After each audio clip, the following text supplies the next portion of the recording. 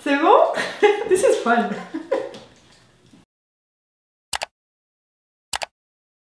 Bonjour à tous et re-bienvenue sur ma chaîne. Alors aujourd'hui je vous viens avec le sujet, je pense qu'il me revient le plus souvent dans vos requêtes puis vos questions et c'est tout à fait compréhensible parce que quand on commence un projet d'immigration ou quand on veut s'installer dans un nouveau pays, ben, il faut absolument assurer son gagne-pain et il faut également s'assurer qu'on fait quand même une bonne carrière parce qu'on passe beaucoup de temps dans notre travail et je comprends parfaitement vos préoccupations.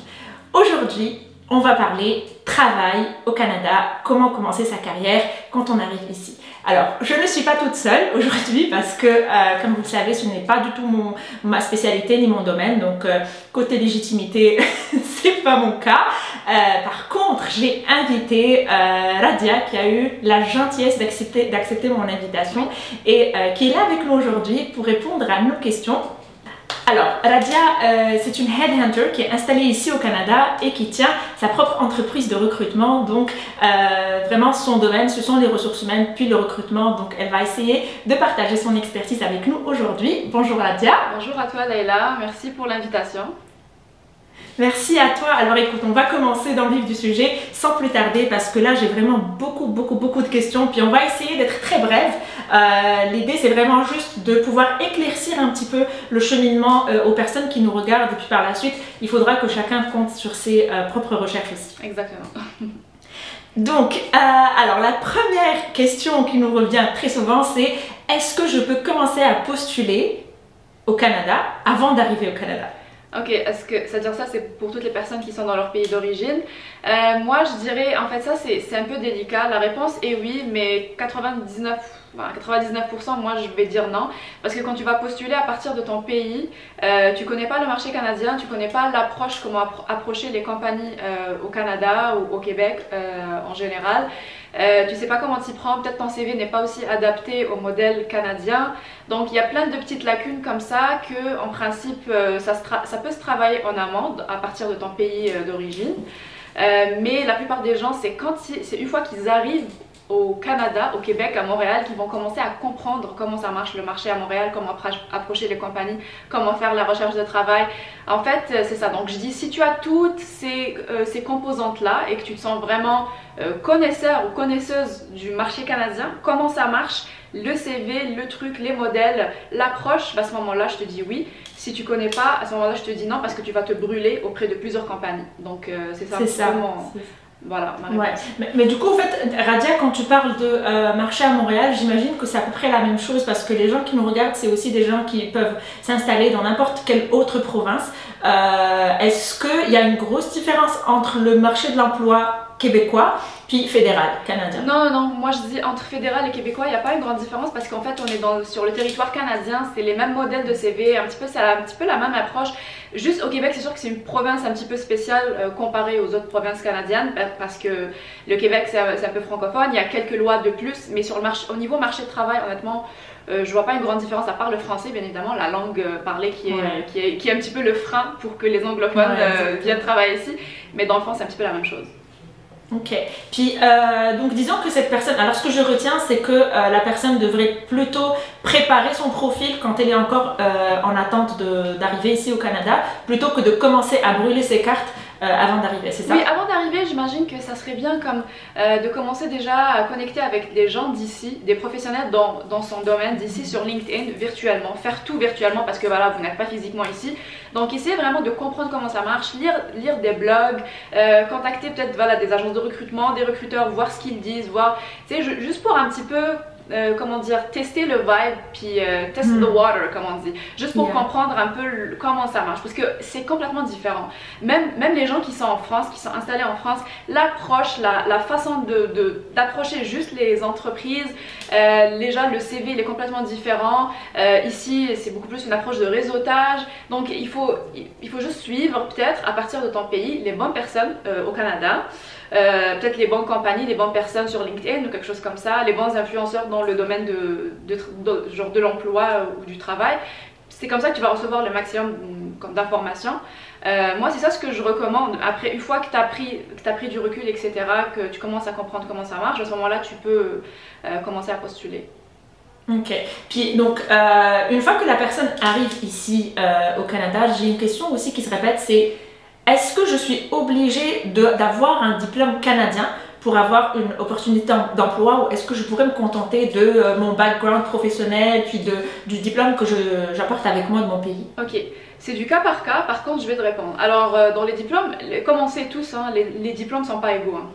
Donc quelqu'un qui a fait un diplôme à MIT ou en Angleterre dans une école super connue mondialement et de façon internationale, c'est pas la même chose qu'un diplôme qui n'est pas reconnu mondialement. Donc ça c'est pour commencer, ça c'est un fait qu'il faut savoir. Mais par contre, si vous avez un diplôme reconnu de façon internationale, oui. Si votre diplôme n'est pas reconnu au niveau international, ben à ce moment-là, moi je dis non. Alors on n'est pas obligé de refaire ses études, c'est du cas par cas. Donc voilà, quand je dis si on a un super bon diplôme, ben non. Si vous pensez que refaire des études, genre ajouter une petite certification ou quelque chose comme ça est nécessaire dans votre domaine, et c'est là où il faut faire la recherche, il faut faire vraiment votre propre analyse, il faut connaître son marché dans son domaine. Donc c'est ça, c'est une composante genre importante pour pouvoir savoir est-ce que vous allez refaire un diplôme ou pas, est-ce que c'est une nécessité ou pas, et c'est du cas par cas. Mais non, il n'y a pas une règle générale qui dit qu'il faut refaire ses études, c'est obligatoire de refaire ses études pour trouver un emploi ici, parce que de toute manière en Amérique du Nord, que ce soit au Canada ou aux US, les études, je dirais pas que c'est pas important, mais c'est pas très important, c'est-à-dire c'est pas ça qui va vous apporter vraiment les métiers. Ici, le mantra, les entreprises, comment est-ce que ça fonctionne, c'est what you know to do, c'est-à-dire qu'est-ce que tu sais faire et c'est quoi tes compétences. Il faut vraiment être niché, donc il faut avoir des compétences spécifiques, et c'est en termes de compétences qu'on va évaluer la candidature de quelqu'un, c'est pas vraiment au terme de ses diplômes, etc. Mais sûr qu'un diplôme canadien, etc., c'est ça, le diplôme canadien c'est bon parce que ça va permettre à l'entreprise de savoir, ah oui, cette personne est là depuis longtemps, peut-être elle s'est familiarisée avec le système, elle a déjà été dans un établissement canadien qui est votre université, votre école, etc. Donc ça va faciliter l'insertion, et puis ça va un petit peu supprimer l'obstacle de l'expérience québécoise, parce que voilà, bon, tu as fait tes études ici, etc., donc tu comprends le système. Donc à l'école, on t'a un petit peu appris c'est quoi, voilà, comment ça marche et tout et tout. Ouais. Donc c'est ça.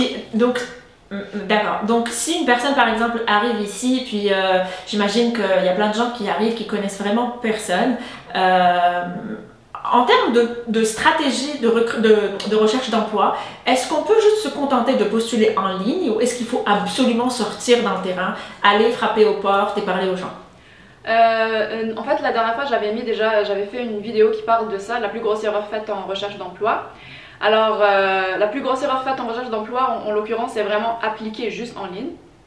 Parce que sur le marché canadien en général, et j'imagine c'est aussi international, hein, mais là on parle du marché canadien. C'est beaucoup plus nord-américain, j'imagine. Ben, nord-américain en général. Après, je dirais même européen, même les gens qui sont en Europe, etc. Maintenant, spécialement en 2021, parce que là on va donner les dernières approches, les dernières pratiques, best practice et façons de faire. C'est à travers le réseautage que tout se passe, honnêtement. Genre, comme j'ai dit, les applications en ligne, c'est pas.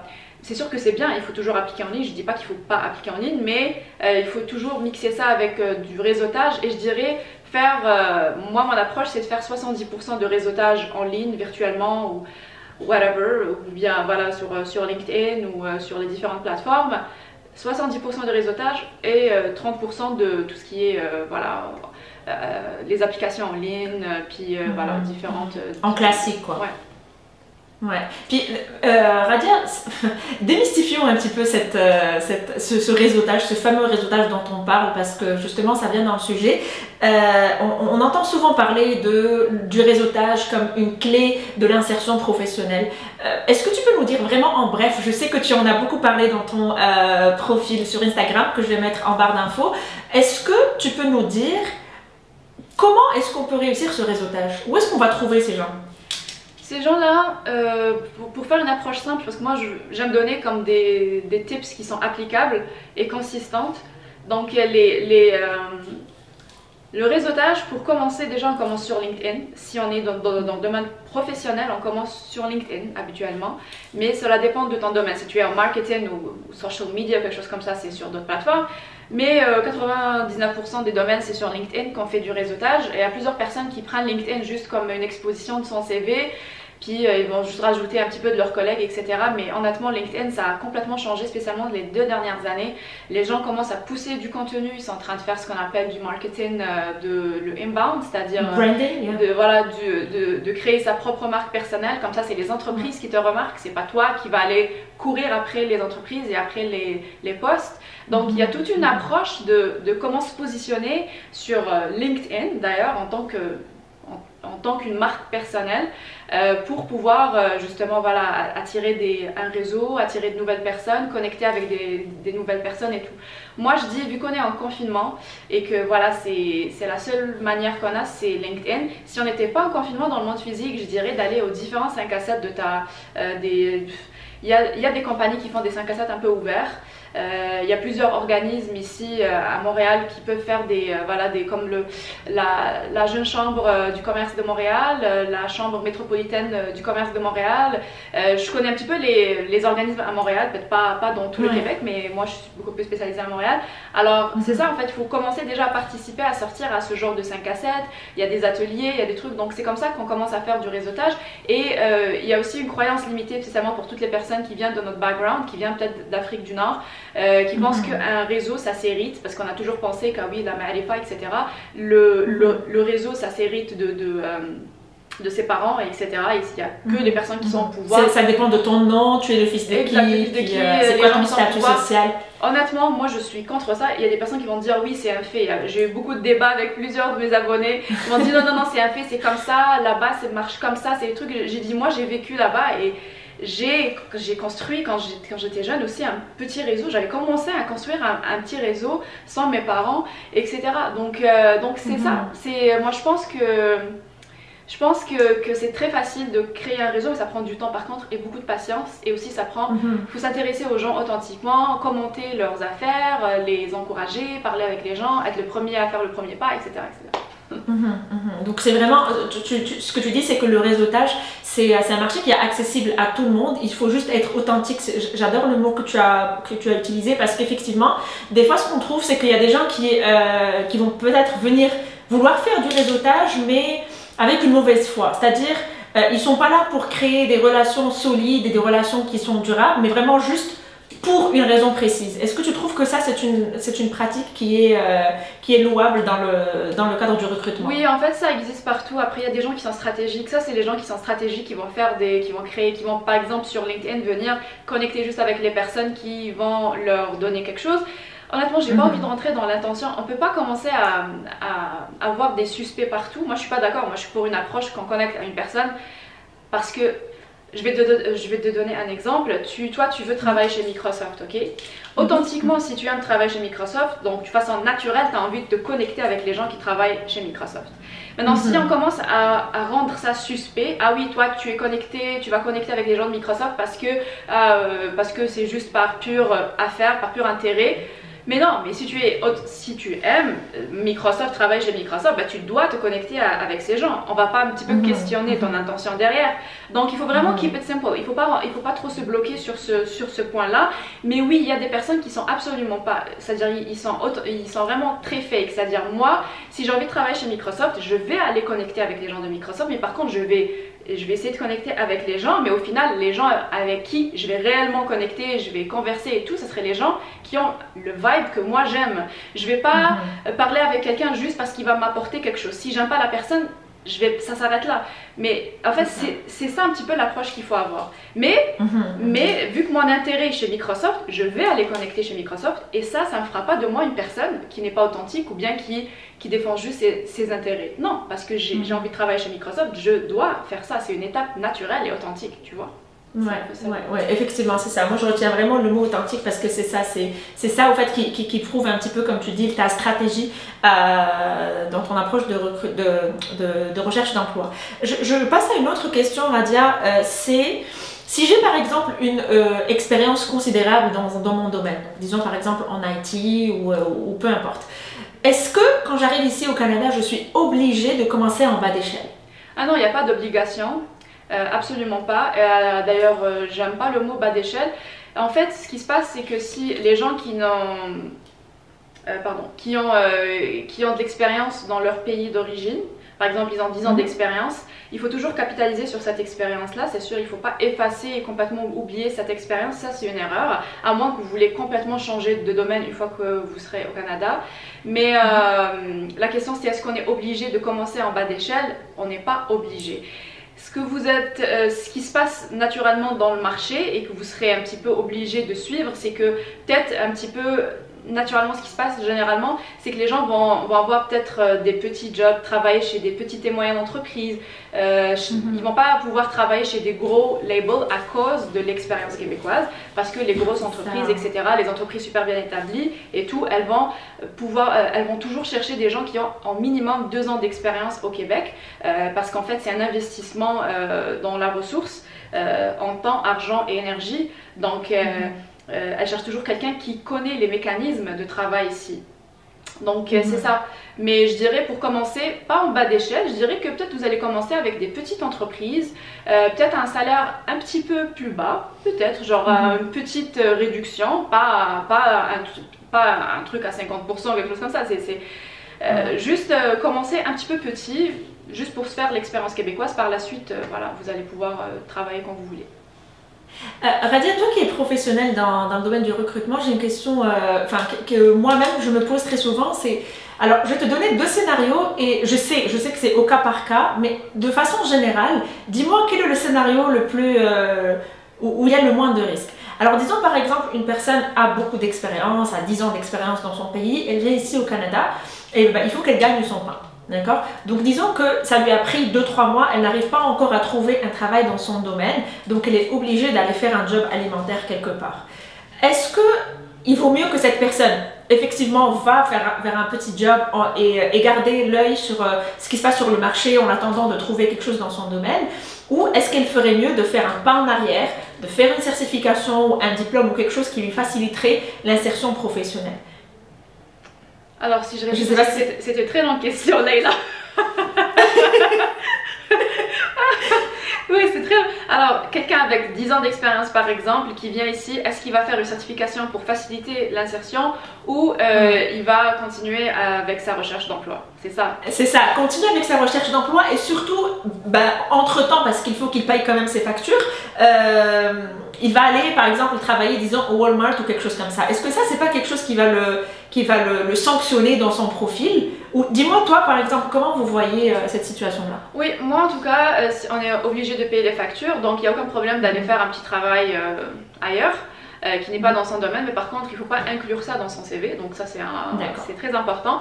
Mais après, il y aura la problématique du gap. Maintenant, si vous allez travailler pendant 1 année, 2 ans chez Walmart, et que vous n'allez pas le mettre sur le CV parce que ça n'a rien à voir avec votre domaine d'expertise, il va falloir expliquer c'est quoi ce gap, c'est-à-dire le vide. Ce vide, voilà, le vide dans le CV de 2 ans et tout. Donc c'est ça. Mais oui, en fait, c'est une question très très difficile. Je ne saurais pas répondre comme ça, sans cas par cas. En général, il faut faire ce qu'on peut faire. C'est ça. Il n'y a pas une meilleure approche optimisée.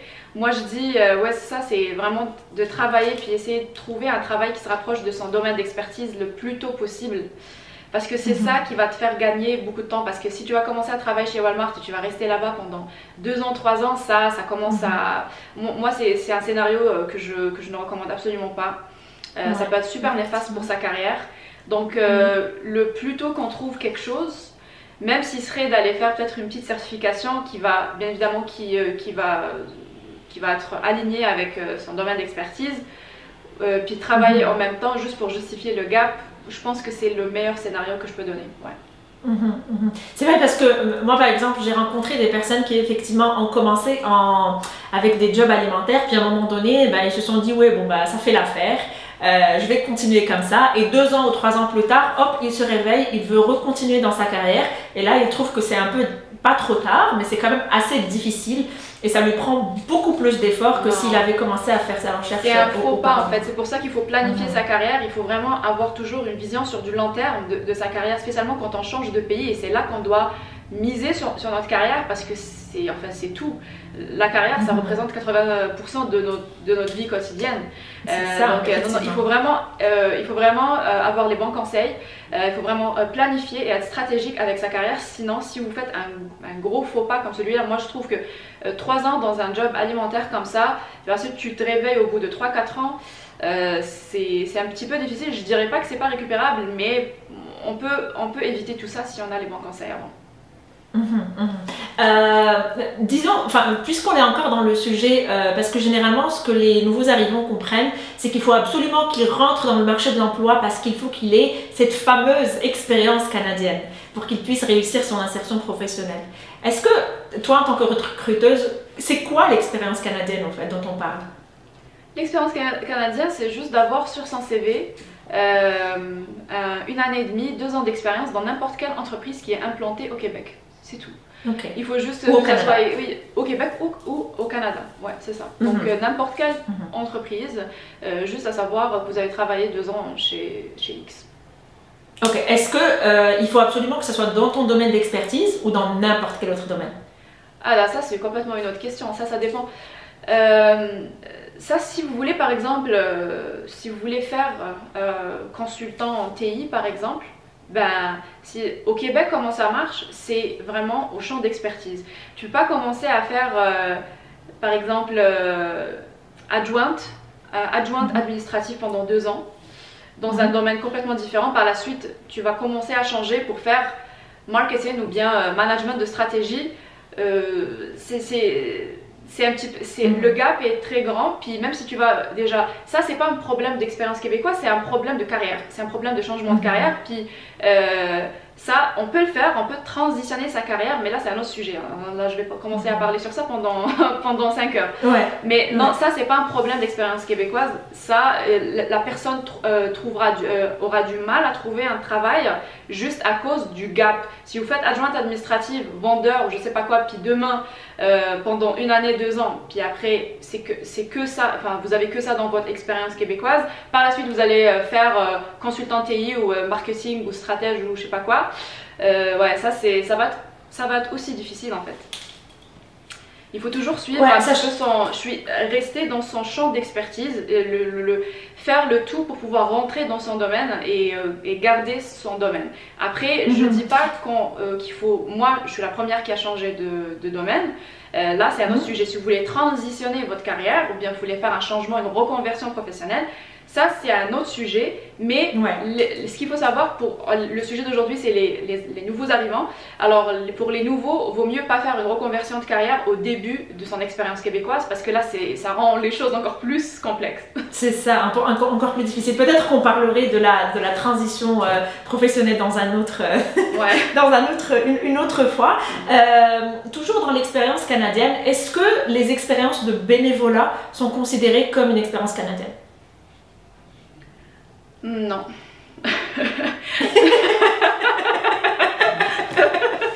Non, mais ça dépend du... En fait, ça dépend du domaine.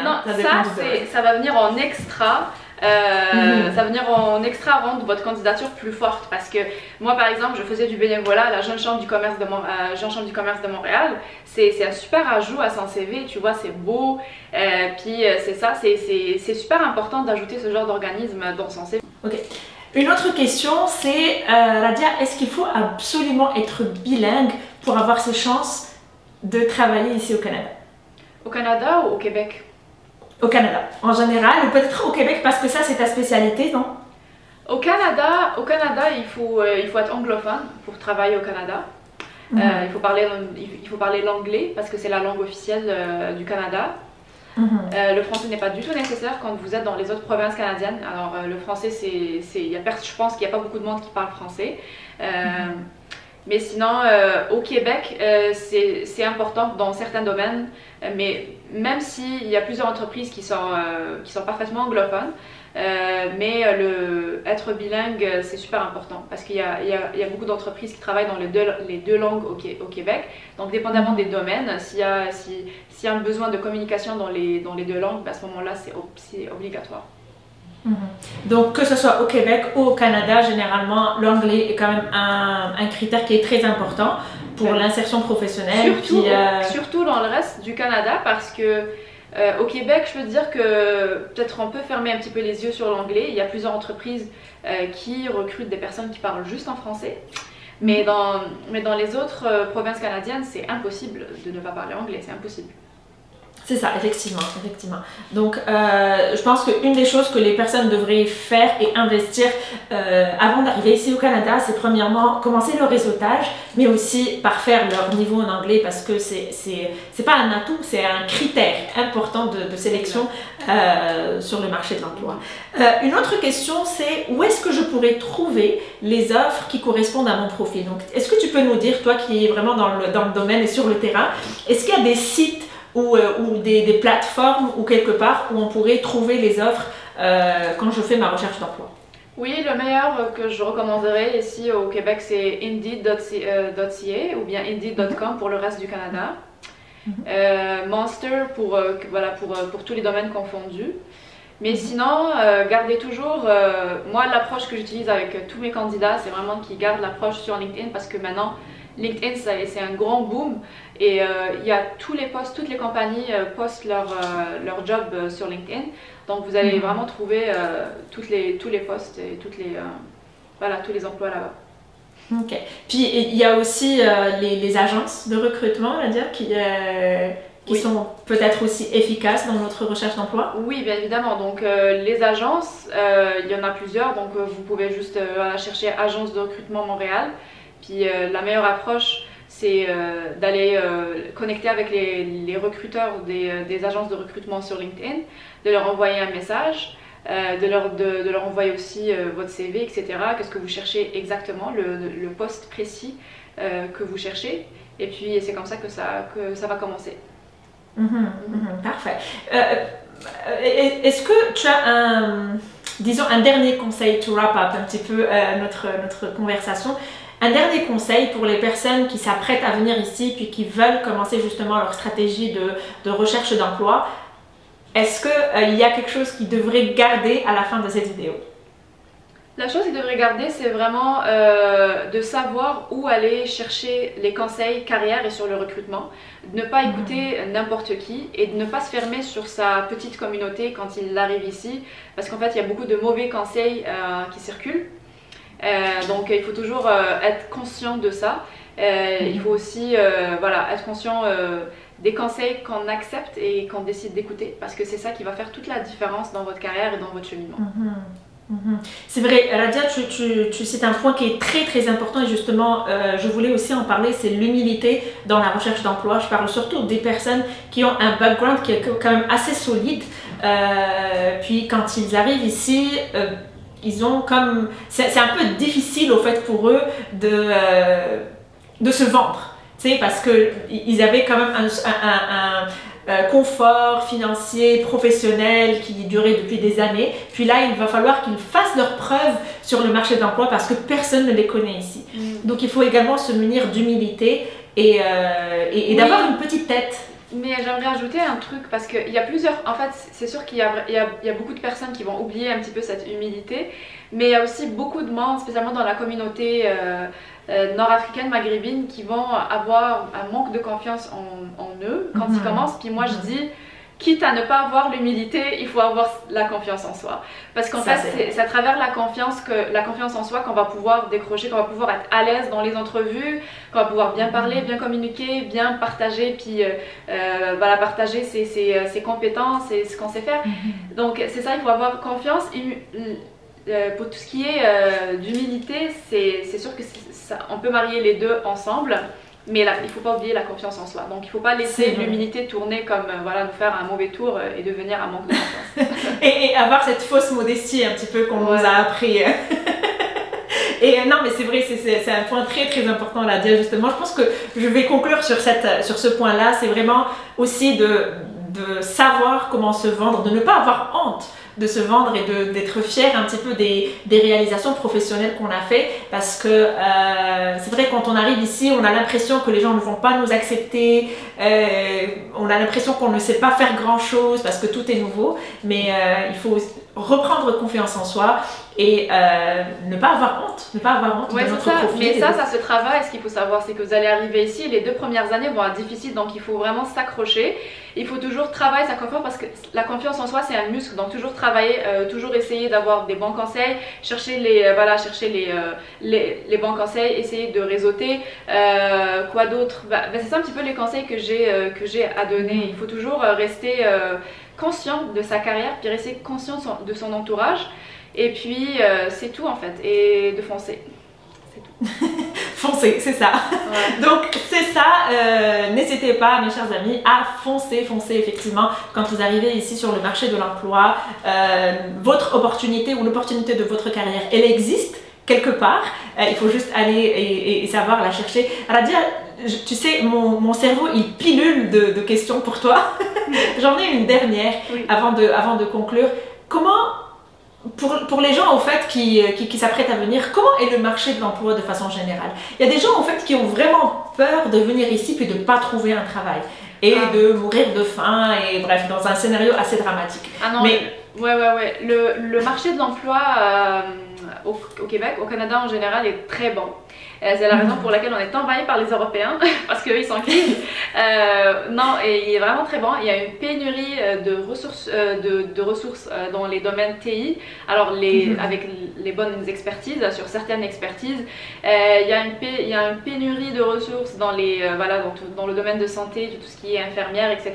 Dans les domaines manuels, mécaniques, comme les soudeurs, les mécaniciens et tout, il y a une pénurie de ces ressources-là. Donc c'est ça, donc c'est des choses à savoir. Puis le marché de travail est très bon ici, mais il faut juste... le truc c'est ça, il faut avoir confiance en soi et il faut foncer et faire travailler son réseau, c'est tout. Parfait, merci beaucoup Radia, énormément, et puis je te remercie aussi au nom de toutes les personnes qui vont nous regarder pour tous ces conseils très précieux que tu nous apportes. J'aurais aimé t'écouter avant d'arriver ici. Merci à toi. Voilà, donc ça m'a fait vraiment plaisir de t'avoir.